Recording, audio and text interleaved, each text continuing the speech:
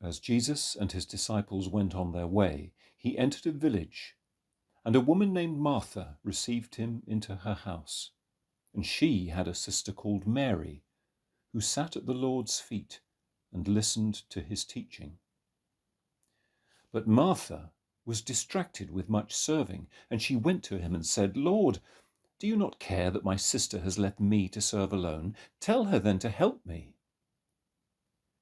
But the Lord answered her, "Martha, Martha, you are anxious and troubled about many things. One thing is needful.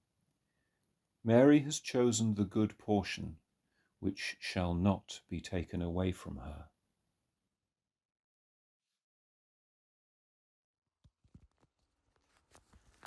Father, would you put your words upon my lips? I come from a family of doers, a family that really likes to get stuck in, to be active. Fidgeters, you might even say. My grandmother, for instance, always wanted to help, and she'd come over to our house and my mum would serve dinner. And while we were still pretty much on the first mouthful, to be honest, she was trying to clear the plates away and wash up. I remember my dad once said, "Mum, we're going to have to nail the plates down to stop you doing the washing up." And it was quite funny, but it was true. She was always trying to do stuff for other people, and it was, at times it was difficult. My father, of course, was just the same as his mum, and he couldn't do anything, any job on his own. The dustbins had to be taken out, for instance. I'd be sitting down. "Come on, Stephen, stop sitting down, we've got work to do." Up I go, taking the dustbins out. So the reading today really, really, really does speak to me, because it's about that sense of having to do stuff the whole time and what it leads to, what it means. Jesus has just kind of popped in. He's on the road again with his followers. It must have been so stressful out there. And I think if Jesus just popped in on me, I'd probably be going out to fill the dishwasher or something to make sure the house was okay, rather than just concentrating on the job in hand. But as ever, you have to read it very carefully, because, and I heard it preached in the opposite way to what I'm going to preach it, actually this is not a telling off for Martha, the person who's trying to keep busy and says, "Come on, stop sitting down, come get my sister to come and help me." It's not a telling off for her at all. You've got to see it in the tone of voice it's in. It's gentle and it's funny and it's friendly. So you're with your best friend and you say, "Come on, sit down, it's okay, the dishes will wait, just sit down for a minute, just sit down, just stop and be and listen." And it's a relief, really, because you can then stop for a second and you can concentrate on all the other stuff that's going on. But there's something very, very profound here. And I think it's that question. And I always step into the shoes of Martha. I identify with her much more than Mary, who's able just to kind of bask in this kind of spiritual centeredness that she has. I think that she, and probably many people, maybe most of us, really wonder about how we find freedom, how we find the lightness of being, the bearable lightness of being. And this reading says to me that Jesus, in his friendly and glorious way, just says, "Stop a moment, my friend, and enjoy God's company." Here's the background. Jesus really loved Martha and Mary, and of course their brother Lazarus. He does him quite a favour, well, maybe, by bringing him back to life. Although C.S. Lewis was doubtful, he said, "Poor Lazarus, he has to do his dying all over again." But we'll leave Lewis to one side.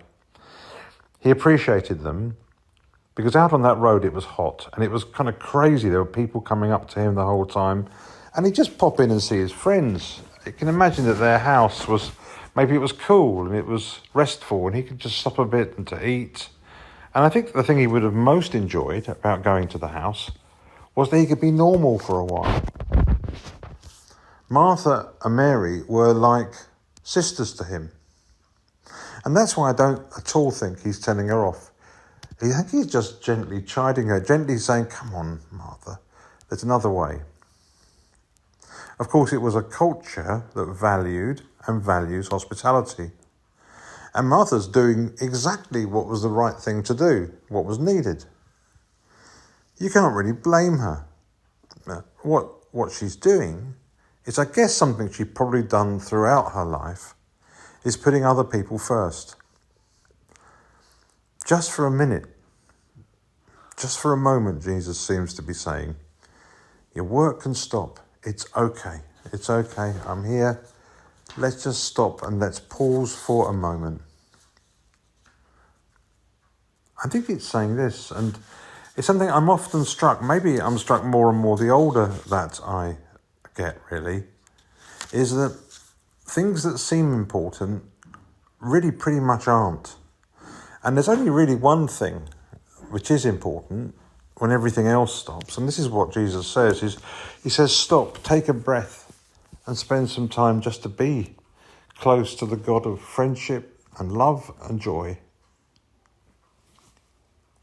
If you're weary, which I'm sure they were, Martha and Mary, if you're feeling stressed, it's okay. You can pause. Now, Jesus was no dreamer. He wasn't about tuning in and dropping out, because we know that because he hung out with fishermen and they worked pretty hard. He himself had run some kind of small family business. He'd had to provide for his family. So he knows what having to do things is all about. He doesn't say you've got to stop and become a hermit or something like that. You haven't got to retreat. What he's trying to say is that in everyday life, there's moments to be with God, and it's fine to take them. Stop, he says. Take a breath. Leave room for God.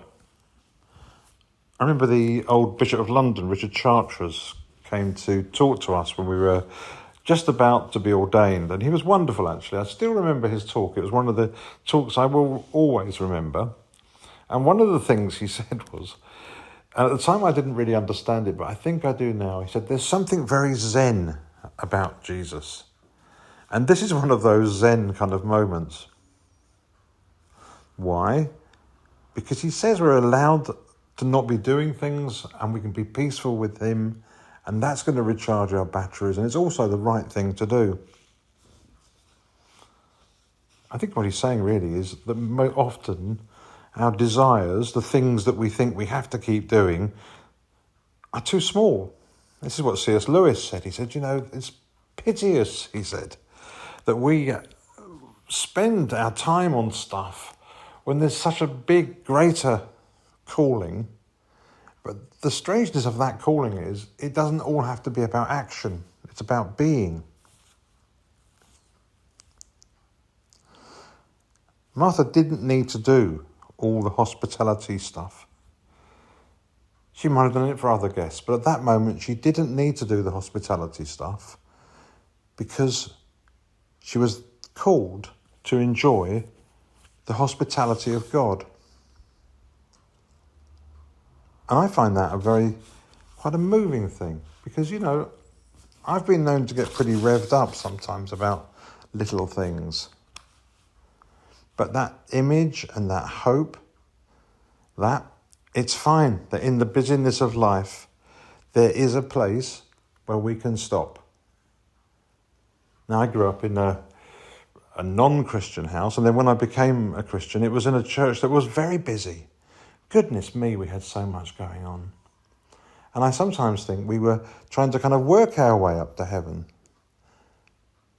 But in this reading, I want to take something with me into my daily life, into my daily ritual, which is that at some point in every day, I'm going to stop. I'm going to take a breath, and I'm going to listen out for God. Amen.